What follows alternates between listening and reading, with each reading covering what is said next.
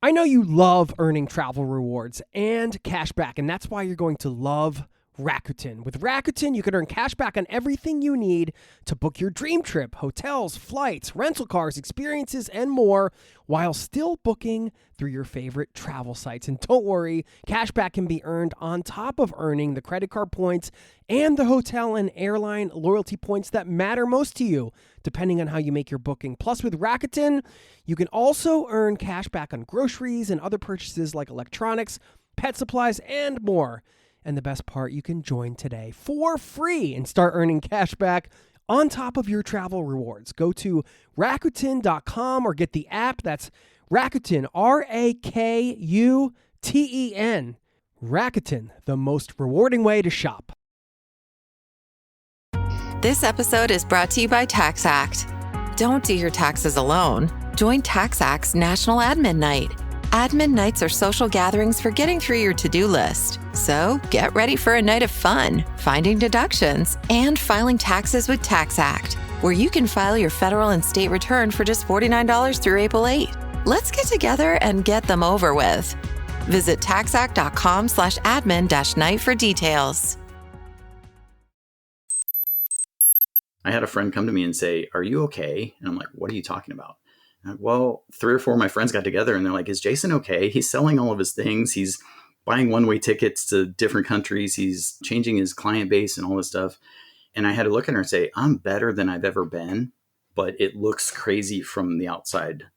That is today's guest and one of my buddies, Jason Robinson, a.k.a. J-Rob from the nomadexperiment.com. This guy defines one of the core tenets of the show, traveling the world on your terms, no matter what your situation or experience. And he has had a lot of situations over the years that on paper may look like they could prevent travel. But J-Rob went from $50,000 in debt at the age of 28 to a sustainable nomadic lifestyle. And his updated Beginner Traveler's Guide condenses a decade of travel experience and experimentation into actionable steps for anyone wanting to travel more, regardless of age, medical conditions, which we'll talk about in a moment, or starting point. Now, whether you're in your 20s, you're listening to this thinking, "Oh, I have all the time in the world to travel," or maybe you're in your 40s or 50s or older, and you're like, "Oh, maybe I missed the window on X, Y, or Z travel experience."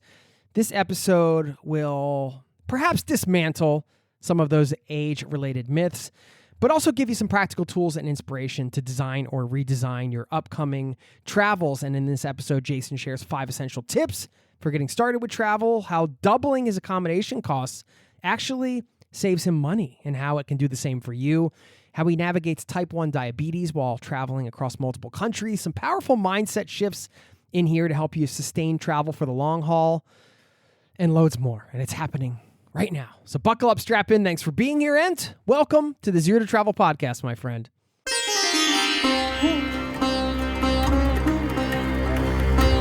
You're listening to the Zero to Travel podcast, where we explore exciting travel-based work, lifestyle, and business opportunities, helping you to achieve your wildest travel dreams. And now your host, world wanderer and travel junkie, Jason Moore. Hey, it's Jason here with ZeroToTravel.com. Welcome to the show. Thanks for hanging out, letting me bring a little travel into your ears today. This is the show to help you travel the world on your terms, to fill your life with as much travel as you desire, no matter what your situation or experience. So excited to bring you this conversation with Jason Robinson in a moment. Of course, the expanded and updated edition of his Beginner Traveler's Guide you can find over at the nomadexperiment.com. Tips and strategies and tough love to help you finally kickstart your travel life or go full nomad. And if you're not a beginner traveler, not to worry. This conversation, I do believe, is very useful and inspiring. We hit on a lot of powerful mindsets to consider as you go about planning travel for the coming year. Of course, he talks about his experience overcoming medical challenges to keep traveling, and just a lot of takeaways in this one. Love this guy. And I do want to give you a little bit of a teaser for what's coming on the back end. I'm going to give a shout out to a listener in Canada who's planning a 7-month solo travel sabbatical. Good on him. And also, I'll leave you with a quote that I think sums this one up very nicely indeed. And it has to do with that beginner's mind, which I think is important to embrace. No matter how many times we've done a thing, it's always possible to open your mind and gain lessons with that beginner's mindset, if you will. So stick around for that. Don't forget, by the way, zerototravel.com/newsletter. Our free newsletter goes out once a week, and you can get it over there with all the travel goodies and stay in touch off the pod. Here's my conversation with Jason Robinson. Thanks for listening, and I'll see you on the other side, my friend. Cheers.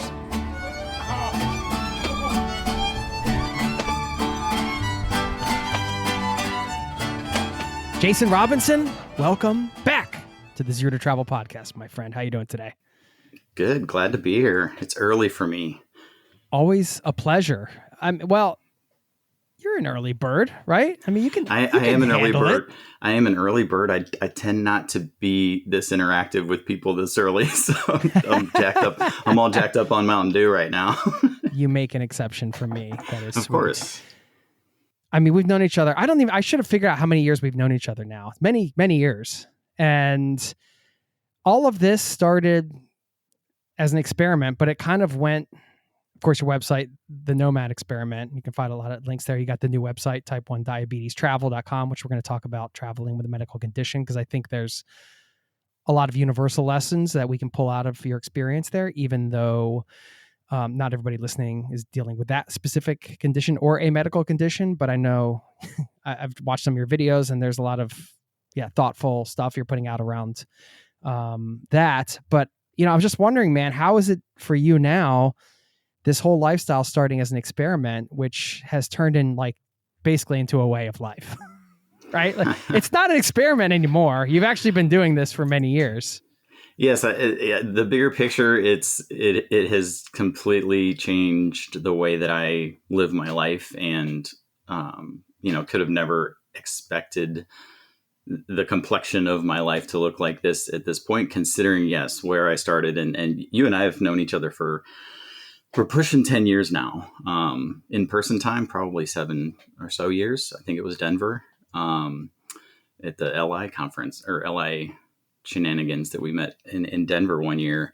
But yeah, originally this was just a goal of traveling.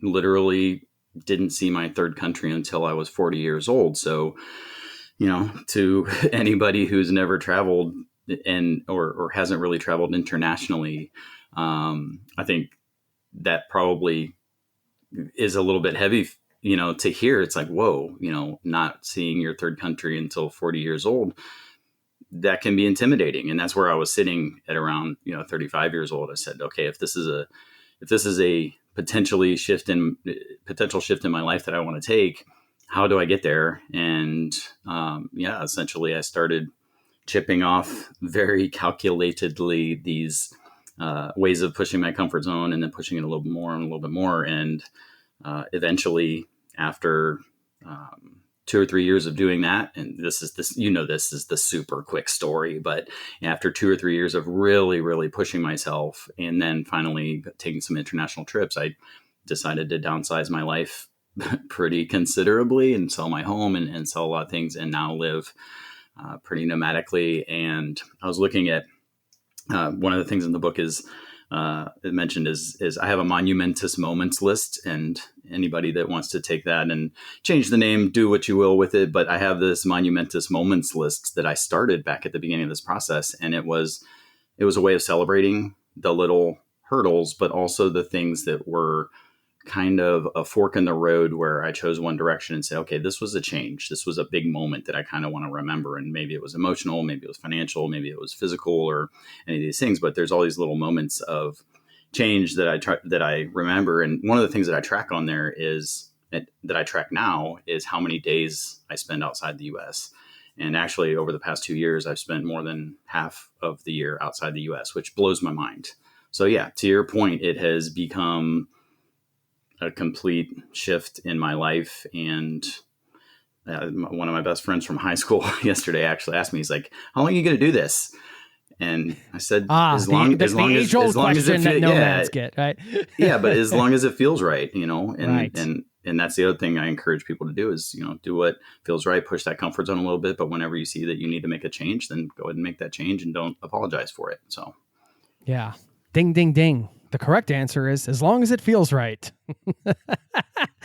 I find your story so inspiring. And I mean, you mentioned in the beginning the idea of, only having seen, I'm using air quotes, 3 countries by the time you were 40, which is maybe 3 countries more than a lot of people listening, which again, just goes to show like this is, we tie so much to age in this culture now that it feels like, especially if you get in these internet bubbles, right? Where you're like, let's say you get interested in the digital nomad lifestyle or X, Y, and Z thing. Nice.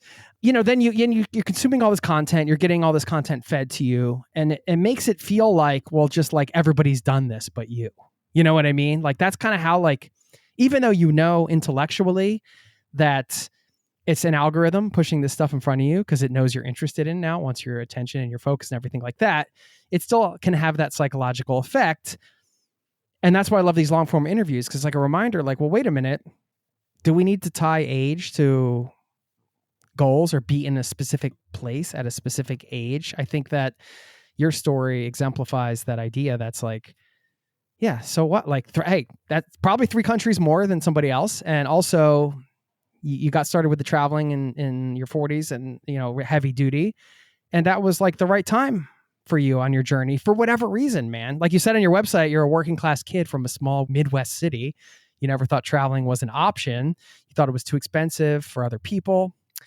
It was for other people with better means, excuse me. And, but here we are. I mean, you figured it out, man. So anyway, I know you know all this, but I just think I just want to highlight how cool it is. And I think that my point is, if you're listening and you want to do X, Y, or Z thing, don't tie your age to it, man. It's such and it's kind of cliche, because as somebody now in their mid 40s, to actually have the thought of saying, I honestly feel like this is one of the most prosperous points in my life, and that doesn't tie with how much money I'm making or any of these things. It has to do with life is really long. And once you figure that out and we stop thinking in this scarcity mindset of we have to have it now or else it's too late. Once I embraced that mentality of, this is really just the start, because at this point I have half of my adult life left, hopefully. So, to anybody in their 30s or their 20s who still has trepidation about trying something new, there's just so much time in front of you. And we don't think that way. I think, as a society, I don't think we think that way, and social media doesn't help any. But, embracing that idea of, the amount of stuff that I've been able to do in the past 5 years that I never thought I was going to be able to do under less stress than I used to have really opens my eyes to what the future can hold if I choose to, continue to engage with it the way that I am. So yeah, I always said age is but a number, but now I really continue to believe that more and more. Yeah, I love that. Giving yourself the grace in a way to pursue the goals, but also I guess it's like this idea of, you have this container of like, well, hey, this is just like a methodical, let's not like make this a stressful thing. Although I understand, there's something to age. And I mean, that's why you read these stories where people on their deathbeds and they're like, I wish I traveled more, or I wish I did this when I was younger. There are certain physical aspects to travel, I think, that you want to try to prioritize when you're younger, but that doesn't mean you can never do them or a version of them, right? Like if you're 70 and you can't hike to Machu Picchu, you can still take the train to Machu Picchu, for example. You know what I mean? I was scheduled to talk to somebody earlier who, like, they took off and traveled around the world at 17 years old and they had no money. And it was like this whole crazy adventure, right? And I was thinking about myself at 17 years old and I was like, no way would I have had the guts to do that then, nor was I probably mature enough or could handle it. Maybe I could have, and I would have surprised myself. I'm using that as an extreme example in comparing it to like what you did, which was kind of like, like you said, starting this as an experiment. Let me go over here. Let me like spend some time in this country. Let me see what this lifestyle is like. That's probably more the sort of like how the average person is going to do it. And I guess I just wondering, looking back now that you've sort of dove in fully, like you said, you've been spending like half the time out of the United States, half the time in, and you're just fully engaged in this lifestyle that you were building early on. what is your advice to somebody who's looking to get started? And maybe this is the jumping off point for getting into some of the tips you have to share today from the updated version of the book. But that idea of kind of like getting your feet wet, doing it as an experiment, kind of like building up to something versus perhaps jumping right in. Like what are your sort of lessons learned? Yeah. So, the title of the original edition of the book was The Beginner Traveler's Guide to Going Nomad. And one of the updates with the second edition is the shortening of that title to The Beginner Traveler's Guide, because I want people to see this as an opportunity to get started. And as you know, travel, longer and longer travel or long form travel is really a rinse and repeat of short-term travel. So, take a two-day trip or a 2-week trip, and if you want to extend that into 2 months, all the elements are the same. It just changes a bit. So that's part of the reason that I changed a lot in this book, is to make it more accessible for people that are in that, whatever that starting point looks like. So, you kind of asked me to think about my top 5 tips for somebody thinking about this. And I jotted down a few things that are in the book, or that I think are really important. And the first one is just to make sure you get your passport now. Just right now. Just stop what you're doing. Pause the practical podcast. One. I like it. Well, I have spoken to 2 people in the past 2 weeks. One of them through a client, who, they have a national base, and this person works for a fairly large corporation, and they're in their 30s, and they don't have a passport. And they were actually just getting ready to run into an issue with the real ID, and they didn't have the real ID, and now they don't have a passport.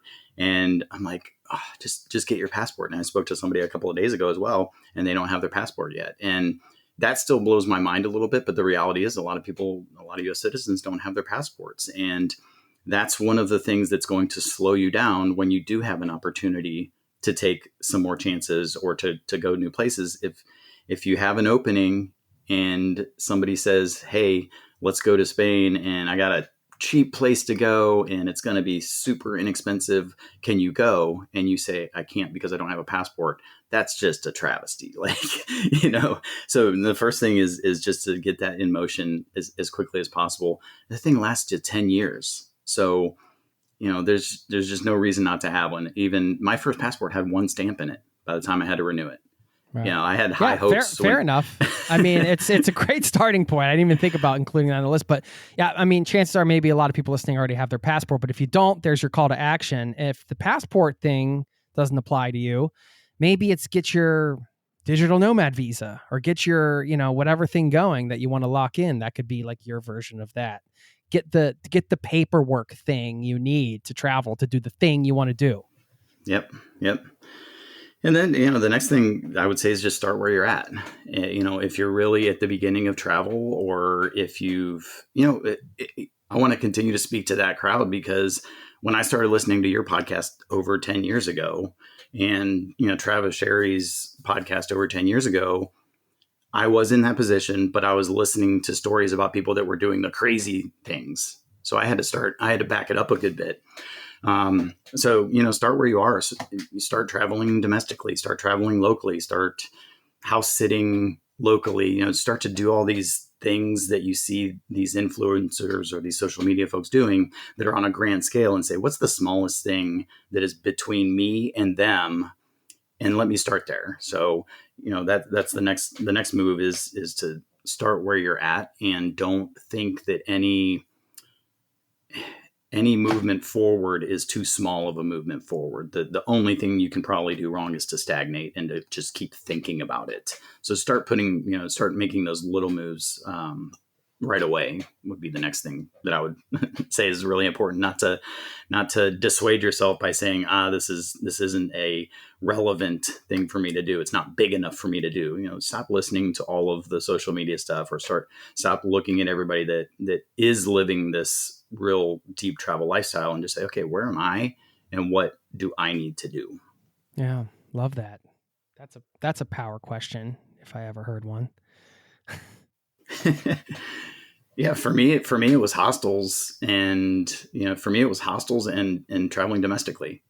I had barely taken any flights in the U.S., and for me to think about going international and not only going to a new country where I didn't speak the language, but also taking an international flight or dealing with all of those logistics all at once while trying to maintain work and life and all of those things, that was too overwhelming for me at the time. So I started traveling domestically, and I would take a 5-day trip to Philadelphia or to Oregon or to Seattle, knowing that there was a hostel there that I could try out and it was inexpensive, and that the infrastructure was there for me to still make the things work that I needed to work in my life, but I could flex those muscles.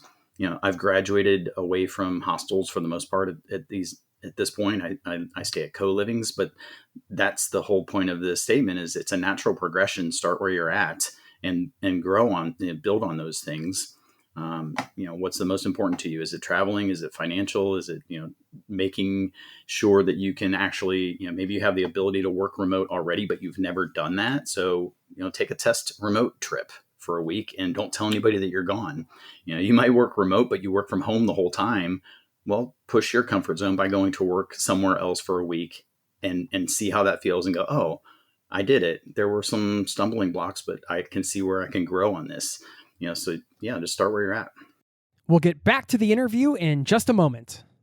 I know you love earning travel rewards and cash back, and that's why you're going to love Rakuten. With Rakuten, you can earn cash back on everything you need to book your dream trip: hotels, flights, rental cars, experiences, and more, while still booking through your favorite travel sites. And don't worry, cash back can be earned on top of earning the credit card points and the hotel and airline loyalty points that matter most to you, depending on how you make your booking. Plus, with Rakuten, you can also earn cash back on groceries and other purchases like electronics, pet supplies, and more. And the best part, you can join today for free and start earning cash back on top of your travel rewards. Go to Rakuten.com or get the app. That's Rakuten, Rakuten. Rakuten, the most rewarding way to shop. AI is incredible. It can teach you how to fry an egg and even write a poem, pirate style. Yarr! But it knows nothing about your work. Slackbot is different. It doesn't just know the facts, it knows your schedule.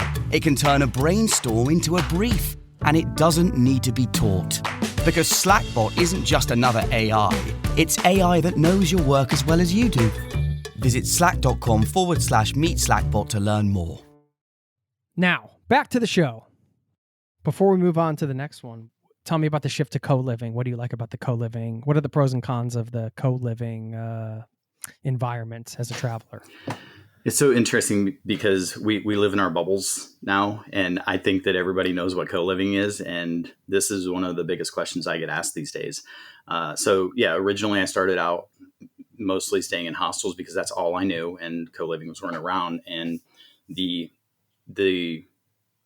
reality of staying in hostels is most people are there only to travel. They're not necessarily getting work done.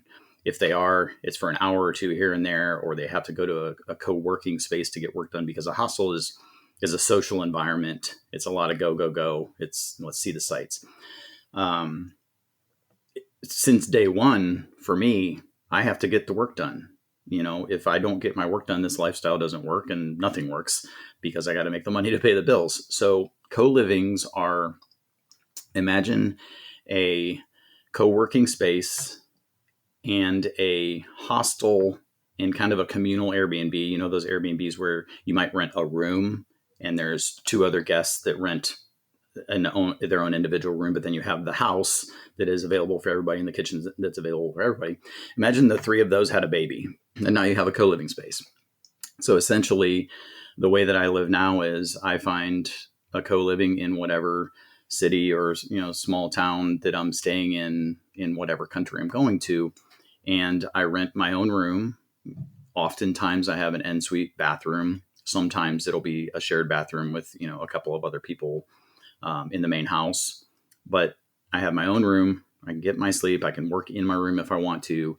And then there is an actual co-working space that has desks, that has quiet time, or, the whole point of it is that it's quiet, that people go there to get their work done 24/7, because a lot of folks are on world time clocks, and some people are working at midnight. And, if we're over in Eastern Europe, there's people working with West Coast US, and they're working some really crazy hours. So, having a co-working space in there, and then you have all of this social time, and most co-livings have community events that they plan. So they actually have staff and facilities and volunteers that are planning events, so that when your workday is done, you don't have to necessarily do all the planning. You can just say, you know what, I just worked a 10-hour day, but I really want to go hang out, and oh, look, everybody's going to do karaoke tonight, so let me just join the group and go do karaoke. So those are the three big components of co-living that, my budget for travel accommodations has doubled since I started this. Just to be super transparent, back when I started this, my budget for accommodations, staying in hostels, was about $400 a month around the world. Now I budget about $800 a month, because that's what I need to stay in a co-living. But between the value and the ability to get more work done easily, it pays for itself very quickly. So co-livings are almost one of the first things that I make sure that I have if I'm looking at a place. And if I can't find a co-living, I have to be really realistic with myself about whether that's a good choice for me, because, again, if the work stops, then I can't live this life. I can't get my insulin and all that fun stuff. Yeah, that makes sense. Yeah, it's like especially if you're tying it directly to income, if you think that you need to get these work hours in for whatever reason, and it's going to be a hindrance if you stay in a hostel, you have to find a co-working space, and on and on. You could literally lose income depending on your situation. So then, not so much the double the price as it is an investment in. Exactly. Yeah. It's a value for sure. And I guess in an investment in the travel experience you want to have too. You're around other people working for themselves. They kind of get the idea that, part of the day is going to be spent doing that on most days. And I guess that creates a vibe too. Well, and I think, to not dissuade anybody from a co-living, if you're not working on the road, the average age of people that are staying in a co-living, and the reason they are in a place, and the speed with which they are engaging with the place is slower. And it's a little bit of an older age group. And when I say that, I would say the sweet spot is between 30 and 50 is where most people that are staying in co-livings, that's the age range. Whereas a hostel is more like 20s with a good amount of 30s. And then it starts to get really thin, 40, 50, 60 when you're looking at hostels. So the energy is a little bit different. And to me, it's a little bit more realistic. I've never wanted to fast travel. I'm not good at fast travel. I've tried it. It burns me out super quickly. So the more that energy is around, the more drained I get. So the more there is a realistic energy of, you can only do so many things in a day. You can only do so many things in a week. That's a really good vibe for me. And co-livings have that because of the fact that a lot of people there are prioritizing things a little bit differently. It's not necessarily a one and done trip. It's usually a longer trip, where some of those are digital nomads, but that's actually a great place for anybody in their, late 20s or 30s that realizes that you can't keep up the pace that we had in our 20s or our late teens. It's actually a really good place for anybody with that, little bit slower mentality while, still trying to see all the things. Cool. Thanks for that breakdown, man. All right. So yeah, we're just 2 in. We've got 3 more to go for this particular list. And then I have some other, of course, we got more questions than this, but this is great. I'm excited to hear the third one. These are in no necessarily particular order, but well, except for get your passport. Well, that one's important. I would say the next one I would say is if travel is really, and your audience really is, the person listening to this really does want to level up their travel game, get your financial shit straight. That could take a while, but that is, if you're like, he's going to talk about budgeting. Yeah, it's a real thing. And, this isn't me just, having the mic and spouting off. I was $50,000 in debt when I was 28 years old. And I was crippled by fear and stress and inability to make any changes in my life because I could barely, get done what needed done with the money that was coming in or with the debt that I was in. And between 28 years old and 32 years old, I paid off $50,000 worth of debt. Wow. And Congrats, man. That's huge. Yeah. And I didn't know what I didn't know at the time. I didn't know how stressful or how limited that made me until I got over that hurdle. And then I realized that I had more options and I had more possibilities, and it was no longer conjecture. And I think with knowledge comes power, and with, the ignorance of your own financial situation and ignoring things and saying, oh yeah, I make about this much, or I spend about this much. The more of those things that stack up on each other, that creates anxiety. It creates fear. It creates all of these nasty things that start to hold you back from any big or small potential changes in your life. And, that was step one for me. That was an eye-opening experience of, wow, I feel this lightness. I can actually start to try some things. It was later on when I finally started to have maybe a little bit of money in the bank that I said, oh, I can actually, and a little bit of money in the bank is the key phrase there. But even just a little bit of money in the bank, as opposed to being in the negative, starts to even more open up those possibilities and say, wait, I could take 2 weeks off and not actually work the whole time, or I could go to a country where I have limited ability to work that wouldn't have been an opportunity 5 years ago or 10 years ago. Back to that whole, we have a lot of life in front of us as opposed to behind us, and that time scarcity thing. 4 years seemed like a long time for me to pay, for me to have a $20 entertainment budget per month to get this done. I had some pretty crazy budgets set in place. That seemed like a long time at the time. Looking back, it was just this tiny little blip, and it was tough, but I got over it, and then things started to open up. So if your financial situation is unclear and frustrating and you're running from it, just buckle down and get that done, because it's going to make it so much easier to take some of these bigger chances and changes in your life if you really do want to move towards this lifestyle of travel, or even if it's just getting outside the US 2 or 3 months a year, which is a lot for so many people. It's going to make it so much less stressful and so much more enjoyable, especially when you're on the ground in a country. You don't want to just be thinking the whole time, I can't afford this, I can't afford this, I can't afford this. So know your picture, get that out of the way, and then keep moving forward from there. And I'll stop, because this is not a budgeting podcast. So I'll stop. No, that's okay. No, I think it's important, and I like the approach in that if you are somebody who looks, avoids the topic, like you said, this is like a way to reframe it, right? Like you're saying budgeting is sort of like a path to feeling more free. And if you're thinking about it that way and buckling down or, going through the numbers or whatever, which, let's face it, I don't know many people personally that enjoy that type of thing. I'm not good at it myself. I'm like probably more in the category, enough's coming in, something's going out. It all works out in the end type of thing.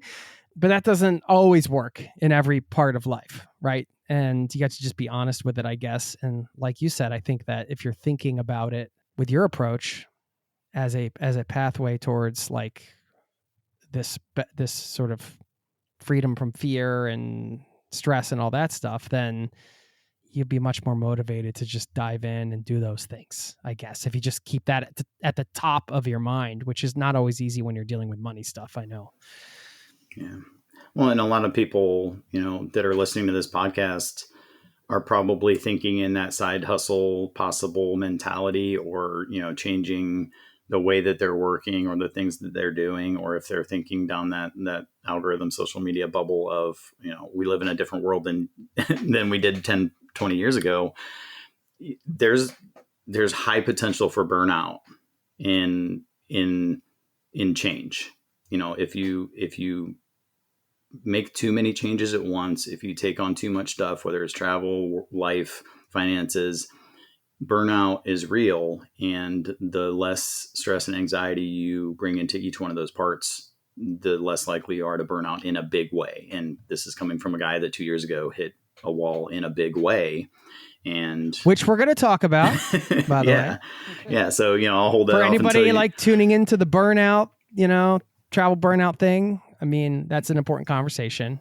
Yeah. I just wanted to, spoiler alert. Sorry. Yeah. All of those things, they factor into this bigger picture of enjoying this life that you're building. All right. What's next? We got 2 more from the tips segment of this conversation. I would say embrace all of the travel options. We talked about hostels and co-livings and amen, brother. and yeah, I mean, zero to travel, if you can still hop a train for free, get it. I remember one of the first episodes I listened to was somebody who was literally jumping on cargo trains and traveling across Europe. Matt Derrick, I think. Oh, it was a long time ago. Train hopping. Yeah, that's a crazy way to travel. Something I think I'm past my prime for that. Yeah, no. And when I say embrace all the options, I wouldn't hesitate to stay at a hostel anytime. I think there's a ton of great reasons to do that. And one of them being financial, and the other one being you're going to meet a lot of people from around the world that are trying to do what you're doing if you're traveling a little bit more like a tourist. So, really just embracing all the opportunities and saying yes, and getting over your stigmas, your misconceptions, things like that. Ego sometimes. Yeah, ego. And, that actually leads me to one of the other points that I was going to say is let others know what is important to you right now. And if you really want to embark on this life where travel has become one of, if not your main priority, that's going to be potentially a shift to the people around you, probably to your family. And there's going to be people that you're either going to ignore that conversation with them, or you're going to go ahead and have it and get it out of the way. And one of the things that I had to do early on was to look at the people in my life, the friends in my life, especially when I was trying to pay off that debt. I literally looked at my best friends and I said, this is monumentally important to me. I'm tired of living this way. This isn't working. So during these situations where you might want to pressure me into having that next beer, or pressure me into, going on this trip that I can't really afford right now at this point in my life, please don't. Please either align with me or leave it alone, or else I'm going to have to back away a little bit for the time being, because this is my priority. So if travel is that priority and this really means a lot to you, look at the people in your life and say, hey, do you want to be on this train with me? Whether it's just mental and emotionally, or heck, it could be physically. You might find a new travel partner that says, I've been thinking the same thing. I really want to travel more. So let's make this happen. And now all of a sudden it got cheaper.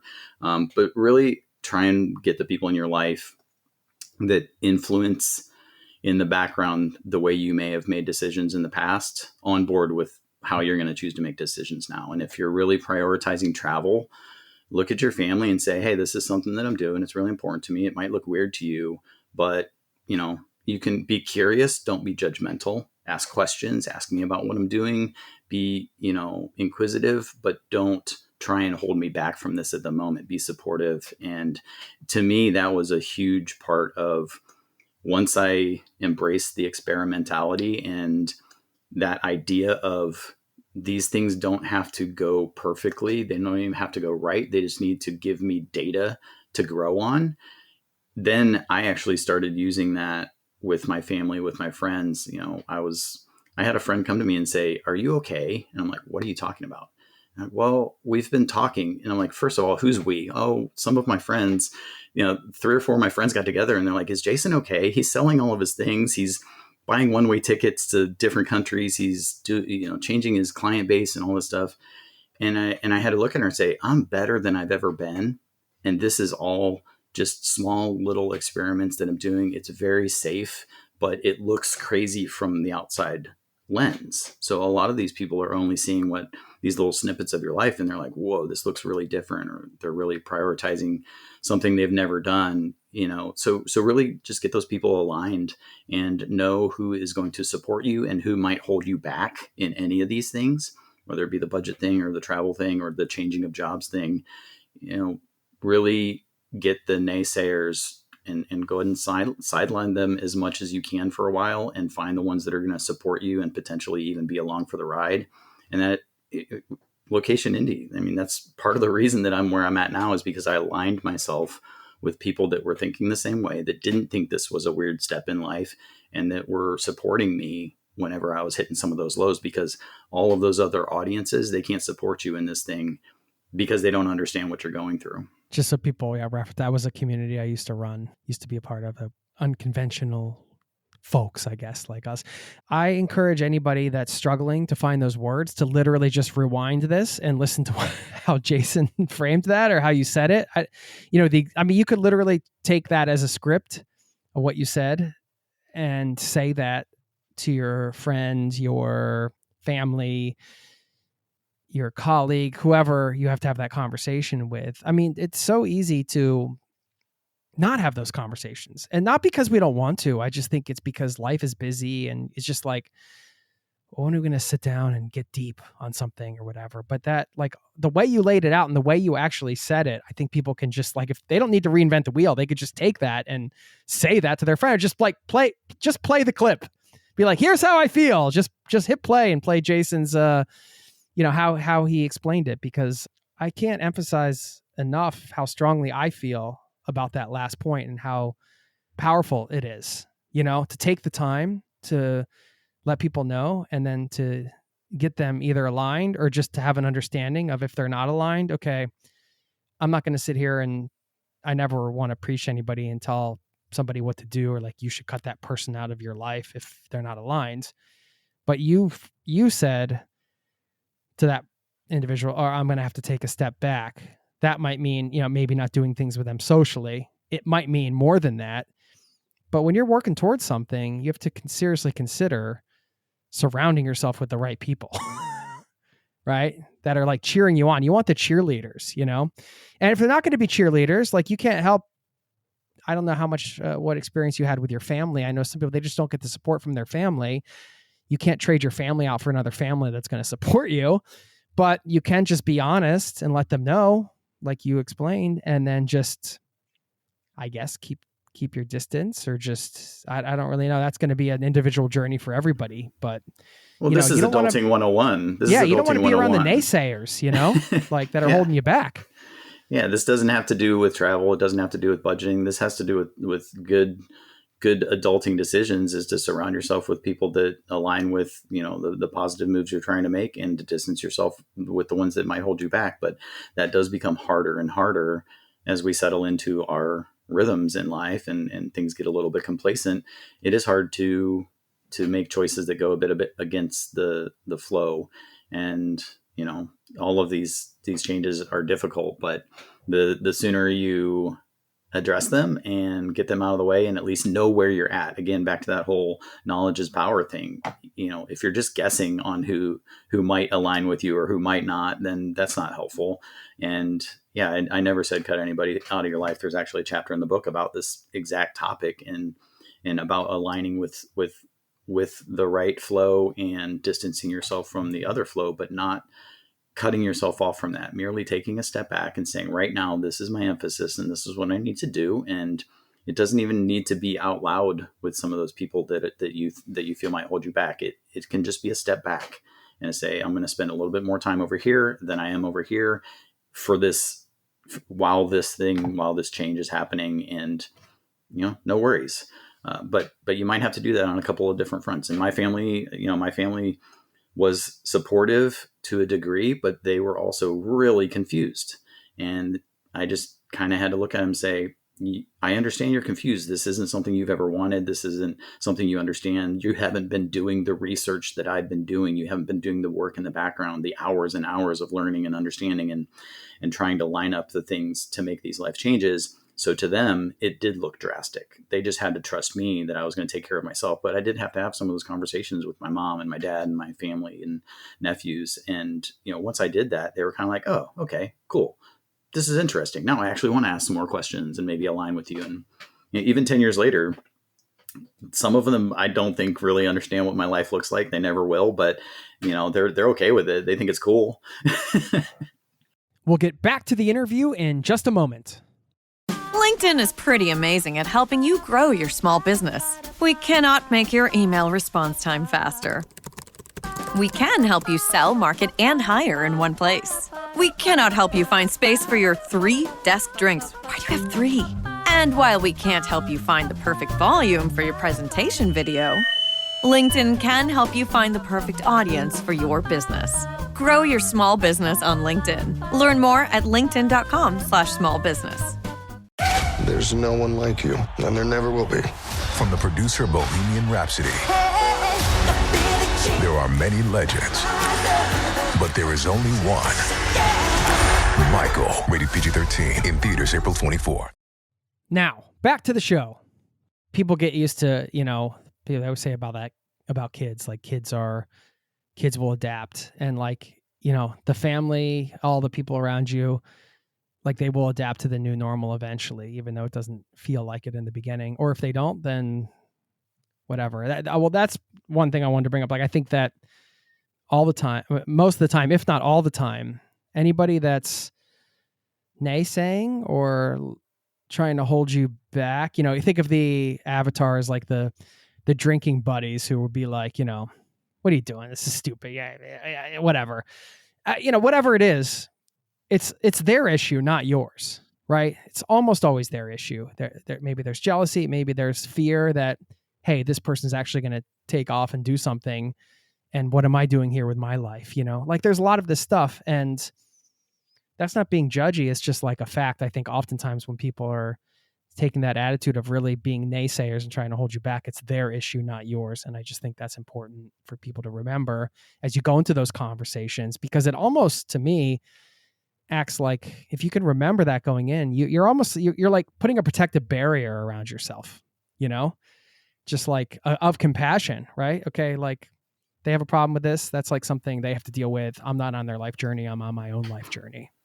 Well, that's very enlightened of us to talk about. That's a huge part of this lifestyle is mindfulness, because it is so different than what, you and I, well, you traveled more than I did, but really what the mainstream person grew up with, this is very different, and that can lead to burnout. So part of this mindfulness of, you said, oh, that could be viewed as judgmental. No, that's the reality. And if you're able to look at somebody else and say, okay, this is probably coming from their fear or their insecurities, their misconceptions, then you're also aware of your own fears, your own insecurities, and your own misconceptions. So that's being a compassionate human being in general, is being able to see that I have these things, I have, these ways that I might look at other people and interpret them, and they're probably having these same ways. And once we keep an eye on those things, we're a better human being. So that I see no problem with that.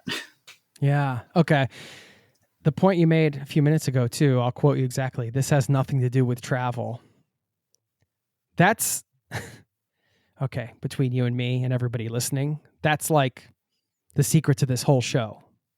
It's a travel show, but a lot of these things that you need to do to travel, you're achieving a dream. And really, it has nothing to do with travel in many ways. It has to do with confronting big life choices and confronting every aspect of your life in some cases, or different aspects, I should say, very important aspects, relationships, like you're talking about, having those conversations with people, financial aspect, all of these things, the adulting 101 stuff that we all know and love. Choosing travel, I think, forces a lot of those big questions. And that is where a ton of this value is, even before you go on the trip. You learn so much even before you go on the trip. That's and it's funny that you say that about your podcast, because that's what I say about my book. And actually somebody reviewed the book on Amazon, and that's what they said. They said this is more a book about life and self-improvement. It just happens to be wrapped in travel. And that's exactly the case. The book is written from the standpoint of the mental, emotional, financial, social, and whatever else that you need to overcome to travel more. But if you just take out that travel more, these are just life things that we have to deal with on the regular. And the more time we spend on them, the more, for lack of a black and white way of putting it, the more successful we're going to be in, having options, making choices, dealing with these things in a compassionate, way that's not only compassionate for ourselves, but also for those around us, Yeah. Love it. Okay. You sent me a little bit of a timeline as I was preparing for this conversation, and I wanted to jump ahead in the timeline, but back in the past to 2023. you had been diagnosed with diabetes. You had been traveling around doing some co-living, just to give people some context, been to some nomadic events, different things like that. And then you highlighted this time where it was like, you said burnout, and then you were like breakdown, breakthrough. And I just thought this was interesting because burnout, breakdown, breakthrough, man, there's a fine line between those three. You know, and if you think about that, burnout and breakthrough, you would think of one's positive, one's negative. But I find in my experience, man, there is a very fine line between these three things. How did you know it was time to perhaps do things a little differently? Because this also can become a question for a lot of people during a journey, whether it's a business journey, like an actual physical travel journey, whatever. It's not like you're going to wake up every day and like everything's going to be 1,000% like rainbows and unicorns. There are going to be like what Seth Godin calls the dip, like these low parts where you kind of go through. And then sometimes it can be a little tricky to identify whether that's just like, oh, I'm burned out, or this is just like, hey, I'm just going through a little thing. And then, things are going to level out. How did you know you were burnt out? And how did you know when the burnout was over? And what kind of advice can you share around that? And is it even healthy to label like a period of your life burnout? That's another question I never even really thought of. Like, well, that's why in my notes to you, there was no clarification. It was burnout, breakthrough. It is. Yeah. What was this? Yeah. Well, and I am fairly clear on what it was for me, but I think the important thing is awareness, and back to that mindfulness. And really, whenever I was 28, it was a financial burnout. It was stress and anxiety, financial burnout. And it hit me hard. And I said, I can't live like this anymore. That was a very defining moment where I said, this is no longer about me wondering. This is very clear that I can't do this. This is a moment that I need to pay attention to. And I think that's the difference is, we have a lot of little mini moments and many epiphanies that we might listen to, we might see, and eventually something screams at us and says, you're not listening. You need to pay attention. This is big. And that's where I was at. I was, I sold my home in 2019 and started living, fairly nomadically. Of course, in 2020, COVID hit. I was in Mexico for a couple of months at the time. And then 8 months later, I was diagnosed with type 1 diabetes while back in the US during COVID. So within 16 months of, really within 5 years of starting to travel at all internationally and then selling my stuff and then getting diagnosed with this very life-changing 24/7, all over the place thing that I have to deal with on a daily basis, there was a lot of change happening there. Fast forward, I got back out traveling a year later, went to Portugal as my first trip after COVID and after being diagnosed, and literally froze 2 of my insulin pens on the plane over to my first international trip since being diagnosed. So there were plenty How scary. There were plenty of scary moments. Gosh. Yeah. But I mean, my backup plans have backup plans these days. You're like, so. I literally need this to live. This better stay frozen. Yeah. But, fast forward again to 2023 and I was in Bansko, Bulgaria. There's a big digital nomad conference in Bansko every year.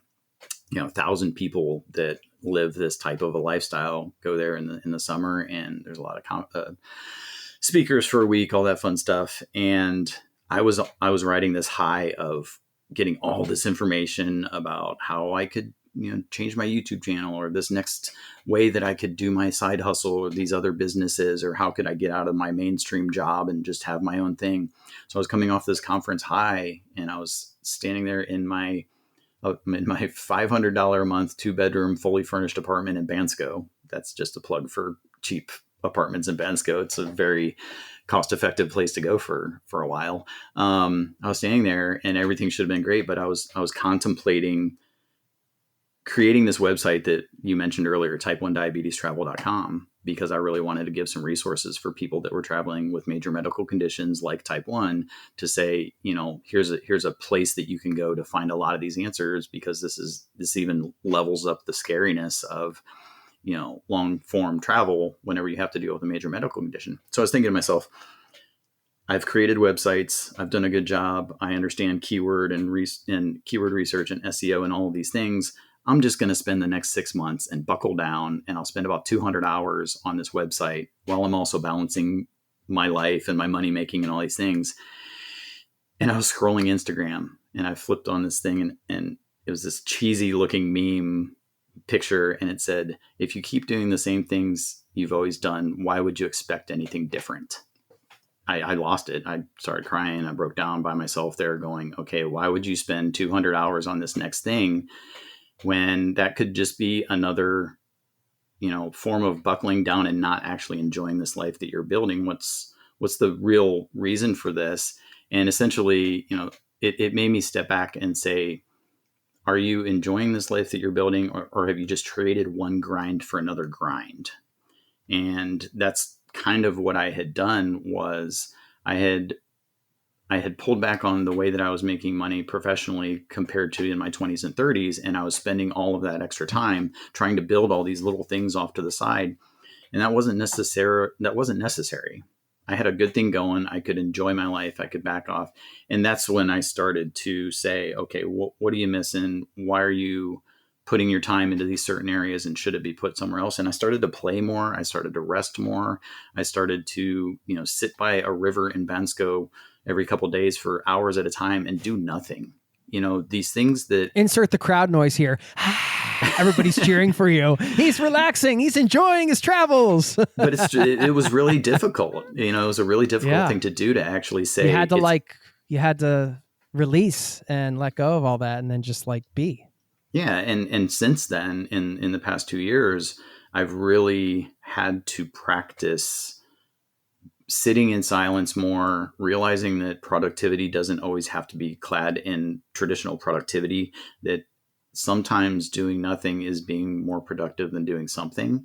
And, for somebody who is a recovering perfectionist and productivity type of a person, that's a really hard thing. And it's a muscle that you actually have to practice. And so that's where you ask me, when did I know that the burnout was over? There wasn't really a moment that the burnout was over. I think there was a rebalancing of the way that I was approaching my life. And there was just this moment of, things had gotten a little bit wonky over and over and over again. And finally I had to address it.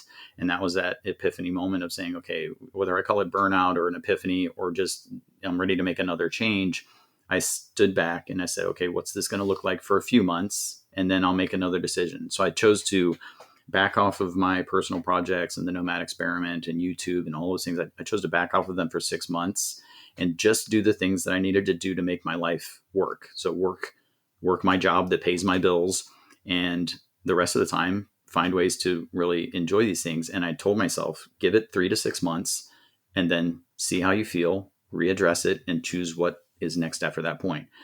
And then 18 months later, after 6 months, I was like, this feels good. This feels like the right balance for me right now. And I feel expansive in trying some of these things that I haven't tried since I was younger, playing and painting and relaxing and all these things that I was really putting some effort into.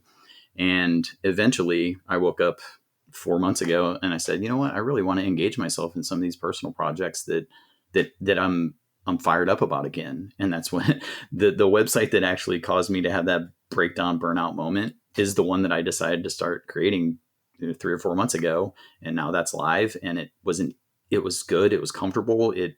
I learned to balance and not to overcommit myself to work and all those things because of that time of mindfulness. And now it's just a practice. We got to keep practicing this thing. Yeah. Thanks for sharing that. And I'm so glad that website's live for anybody listening that is battling diabetes, still wants to live that travel lifestyle. I mean, he's the expert, and he's been out there doing this. He has type 1, and he's rocking and rolling and still out seeing the world. So I love the mission and the intention and the fact that you're just willing to share your experiences with it, which I'm going to ask you about in a second. I just did want to highlight, that idea of chunking down during the burnout. Like you said, I'm just going to try this for 3 months. Again, going back to the heart of where your work started, the experimental kind of mindset of just hey, let me just live this way over the next few months. It doesn't have to be, to me, that's I agree with you. That's a much easier approach than to look at the whole big picture. Just becomes too overwhelming. But if you look at making some changes over the next couple of months or for a particular season or whatever, it does become much more manageable in many ways. And all it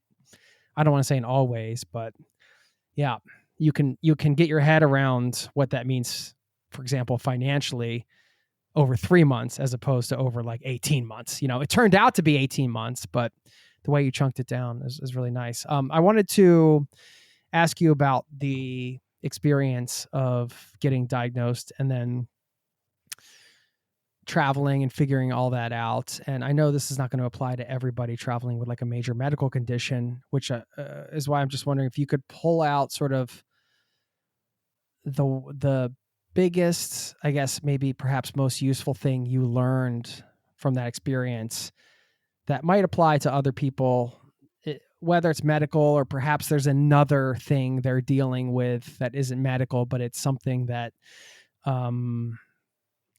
perhaps is keeping them maybe feeling more tied to a place or not able to kind of make that transition to the next version of their lifestyle. Again, I know that's tricky because, yours is specifically a medical condition, or maybe you could just share both, because there might be other people out there listening with a condition like this. The reality of it is that, and I've been researching the numbers. Something like 10 to 20% of US citizens are going to have an autoimmune disease in their lifetime. Oh, wow. Okay. Yeah. Add that to the 30% cancer rate. And sorry to bring things down, but either the person listening to this is going to likely deal with one of those things, or someone very close to them is going to. It's true, yeah. Whether you're traveling with a major medical condition or whether you're traveling with someone with a major medical condition, that's a major stressor and it's an emotional thing. So the awareness isn't just if you have this issue, it's the people around you do. If you're lucky enough not to be dealing with something like this, there are people around you that do. So, the diagnosis and things like that, just to quickly touch on the actual diagnosis, I was 42,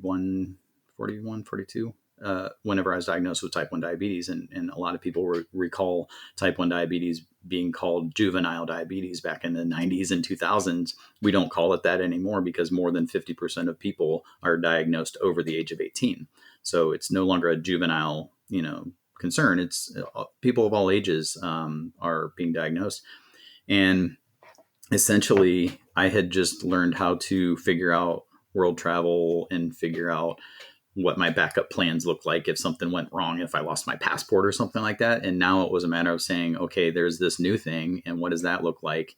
And oh, by the way, there's people around the world living with these same things in different countries, in the same places. It looks a little bit different, but they're dealing with the same things. And most of the places that a lot of people that are at the beginning of their travel journeys, a lot of the places they're going are the countries where my insulin is made, or that, the devices on my body that help keep me, managing it well, they're actually made in these countries. And that was something I had to really pay attention to was, if we haven't traveled a lot, we have this tunnel vision of we only know how it works here. And we tend to forget that it has to work elsewhere for other people because a lot of the afflictions that we're dealing with are worldwide. It just looks different. So that was a huge eye opener for me to say, okay, wonder where my insulin's made. Oh, it's made in Germany. Well, I guess if I'm traveling in Germany, I at least know that, that I can get that there. And that started to open my eyes. So now, whether you have Crohn's or you have, any of these other things that you're dealing with on literally a daily basis, there's somebody in that place that's dealing with it the same way. And there's a medical system that you can at least find out the backup plans. And that was a huge unlock moment for me, just to say, okay, this is doable. I just got to figure that out. And then it was a matter of, like I said it a couple times, having backup plans for my backup plans and knowing how to manage, not in my most optimal ways, the way that I always do, but what happens if that breaks down and what happens if that breaks down, and realizing that if I need to get back to the US, then I'm willing to spend the money to do that, or to have evacuation insurance, or upgrade my travel medical insurance and make sure that these things are in place, because it sure as hell ain't going to stop me from living the life that I want to live. It's just going to look a lot different. That's amazing, man. Wow. Yeah, and I guess when you have all those backup plans in place, you execute that to to get to the point where you feel comfortable and you know if this No, doesn't. no. Oh, no. No, absolutely not. Actually, let me rebut that. These backup plans are in place just enough so that I know I can do the thing. They're not, I don't want anybody, I think that can hold people back. If they think that they have to know every single detail of what if something doesn't go perfectly. I'm not even going to say what if it goes right or if it goes wrong. What if it doesn't go perfectly? And then all of a sudden, somebody listening to this says, that just sounds exhausting. I'm just going to stay home. No, you don't need to know exactly what your backup plans for your backup plans. You just need to know that they exist, that you have those opportunities. And that goes to another thing in the book. Actually, one of the sixth thing on my list that we didn't go over was a bonus one. Nice. Is the bonus, yeah, is make a list of what's the worst that could happen and what's the best that can happen. 2 columns. And for anything in life, really, but travel, this is what we're talking about here. What's the worst that can happen and what's the best that can happen? And then start crossing those things off the worst list that are so unlikely to happen that it's just, I'm going to get murdered. Okay. The cartel is going to take me away. Okay. So unlikely to happen, or figure out what you need to do to cross that off your list and get rid of that misconception. And then look at the lists again, and you're going to see that the things on the best that can happen lists, like I'm going to meet new people, I'm going to experience a new country, I'm going to experience a new culture, I'm going to do all these expansive things, those become so big, and the potential fear things that are going to hold you back become so secondary that you're like, okay, those scare me, but what would I do if those things did start to happen or creep? If my if my insulin pump broke the day I got to a new country. Okay, that's a real possibility. Am I going to get a new insulin pump? Not necessarily. I need to know how to manage with multiple daily injections again. Okay, I can handle that. I can cross that off my list because it no longer scares me. I know that I can manage that. So it's not about knowing exactly what you're going to do. It's about knowing that it's doable and that you can manage it. I'm just really inspired by you and the fact that, all of this happened in such a short period of time, and that yet you still continued to pursue the lifestyle you wanted. And it's just a testament to your character, man. So honored to call you a friend, honored to have you here as a guest. Before I let you go, we got to get some destination recommendations, man. I never like to ask for favorites because that's a cheat, lazy question. So I'm not going to do it. But I think the ultimate compliment, and I've said this on the show before, for a destination is for a traveler who's been somewhere to say that they would love to go back. So can you give us like 3 destinations that you're dying to go back to? Well, I will preface this with that I travel really slow. So I see about 3 destinations, maybe 4 a year. That's okay, man. Tell us the ones you love to spend a lot of time in then. Yeah. I'm heading back to San Cristobal, Mexico right now. I spend a good amount of time in Mexico. I really enjoy, whenever I go to Mexico, I tend to stay in smaller places, Pueblo Magicos, they call them. They're cities that are probably under 200,000 people, and there's no metro systems. You're taking collectivos and things like that. But, I really love places where I can go and just walk around and be slow and enjoy and soak up. So San Cristobal, Mexico is one of my favorite places. I've also been, spent a lot of time in Oaxaca, Guanajuato, Querétaro, but any of those places. Mexico was one of those places that scared me to death because of the bubble of media, politics, and things like that I was in growing up. And I got over that because I challenged myself to go visit and find out for myself. And now it's one of the places that I love to go back to because of the people and because of the culture in those slower places. I did enjoy Bansko, Bulgaria. It's this unique little town in the middle of the mountains. It was supposed to be the next Vale of outside of the Swiss Alps. We think of Vale, but over in Europe, they think of the Swiss Alps, and it was supposed to be kind of the next destination. And then the bubble burst back in 2008, 2009. So they have all these buildings that were supposed to be hotels, making this a huge skiing, snowboarding destination that never really came to fruition. So now they have a lot of very nice empty rooms, and they're renting them out to people for a very good cost. So this is a really small town, maybe 10,000 people, tons of digital nomads there. So you're going to have a lot of English speakers, people that are living this lifestyle. And honestly, the food is really good. It's, Balkans style, Eastern Europe. I don't know. I'm probably butchering the exact stuff because geography is still not my thing. But Bansko is a place that I like. There's a river running through it, and you can go up into the mountains and mountain bike just straight from town. And yeah, it's a really unique place that I like to go slow in.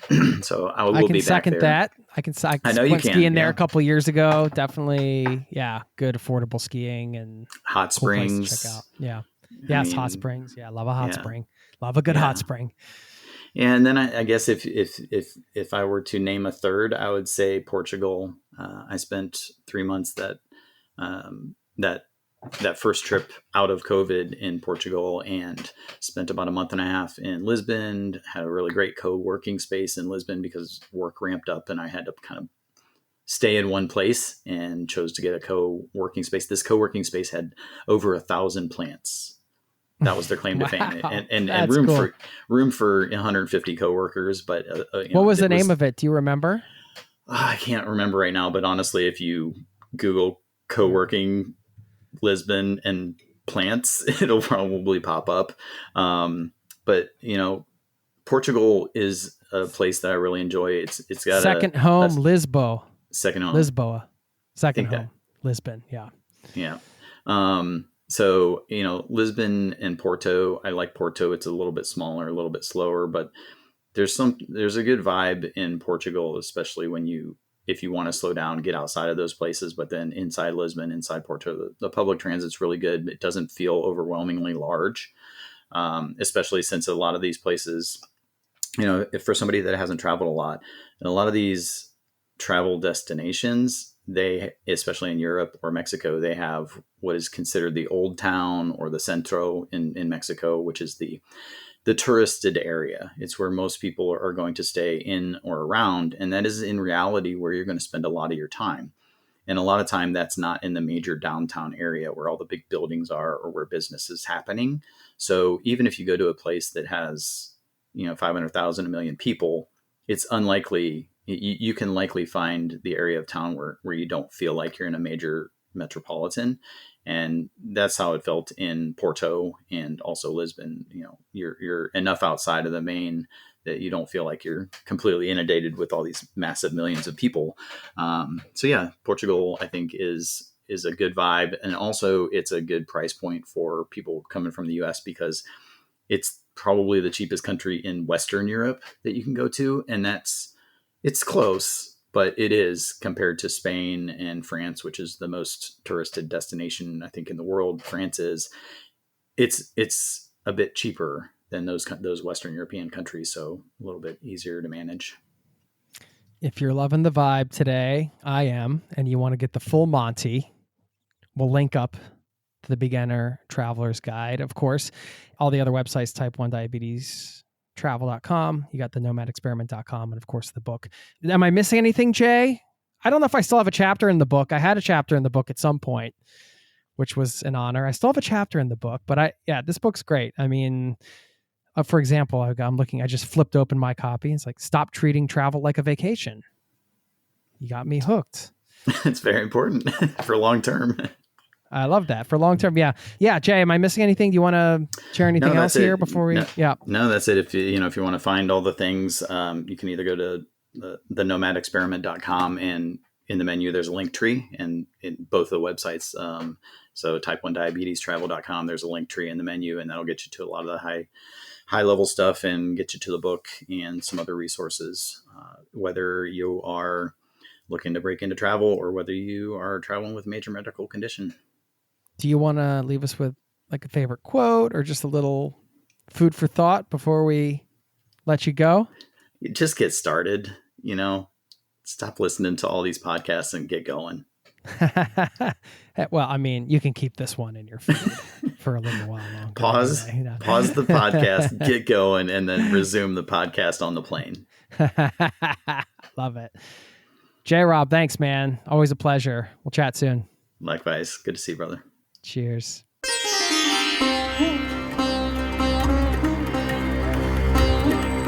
There you have it. Thank you to J-Rob for stopping by the show. We got all the links in the show notes. And before I let you go, I did say I was going to leave you with a quote to wrap this one up. But first, got to give a shout out to Alex over in Saskatchewan, Canada. Over in, up in, around in, depending on where you are. He wrote me an email, said, "Hey, Jason, been a loyal listener for over 4 years now. Have been meaning to drop you a note to let you know how much I enjoy your pod. Recently got back from an epic trip to Nepal to trek to Everest Base Camp, and your special series on the Manaslu circuit was a source of inspiration leading up to my journey." Wait a minute, I'm just going to pop in here. Side note, I do have a small series I put together with my wife years ago called Trekking Nepal, your adventure guide, which you can find wherever you get podcasts. I'm not trying to plug that, but I'm going to mention it so you know what he's referring to. If that sounds fun, you can hear an audio adventure of our journey to Nepal some years ago. Okay, anyway, he goes on to say, "I love the variety of guests and interesting personal stories you share. Especially enjoyed the episode this summer with Connor Knighton, who visited every national park in a year. Podcast is a go-to listen, whether I'm on a flight, walking my dog, or dreaming about my next adventure. I'm now planning to take a work sabbatical for 7 months to solo travel, and your guests are a source of inspiration for embarking on long-term travel. Keep it up. Thanks for what you do. Best wishes, Alex." Thank you, Alex. I wanted to just share your email to just publicly, quote unquote, here on the podcast, say thanks for taking the time to get in touch and share your story, for being a listener of this show for 4 years. Wow, that still blows my mind that people have been listening for so long out there. I love that, and am honored. And also just this 7 months solo travel sabbatical. I mean, a sabbatical has a lot of the principles that were discussed today kind of built into it, right? It's a very experimental kind of way to go about things, right? A sabbatical, you're kind of hitting pause on a career, maybe on your studies, whatever it is. And it just goes back to that experimental mindset. I mean, I think we can experiment with these different lifestyles, travel-based or otherwise, and kind of see what comes out of them, see what direction it takes us, see where it takes us, literally, physically, if you're traveling, but also where it can take you in life. And I really see a lot of upside to just creating a framework that allows you a bit of an experimental time period where you can really go for something and just kind of be open-minded, but still have that structure. I think that can be really helpful for a lot of people. So anyway, I just wanted to share that shout out to kind of tie it in with the episode. And before I let you go, I am going to leave you with this quote from Shunryu Suzuki, one of my favorites. He said, "In the beginner's mind, there are many possibilities, but in the expert's, there are few." And when we really embrace that beginner's mind, I think we really open ourselves up to learning, and we kind of lose the ego, right? We're not saying, "Oh, we know this all, or we know this already." We just kind of drop all that and really open up to lessons that can be learned, kind of opens up our curiosity. And so I think that's a good way to end this one. So anyway, thank you for listening. Don't forget, you can keep in touch over at zerototravel.com/newsletter coming out of this one if you have not signed up for that yet. Keep in touch with the community over there. And I appreciate you being a part of this listening community. This is a community-powered show. That's what this is all about. It's about creating some helpful stuff for you. So if you have any feedback, advice, guests you want me to have on, you want to just pop in and say hello, you can always get in touch via email and sign up for the newsletter over there. Thanks for listening, and I'll see you next time. Peace and love to you and yours. Cheers.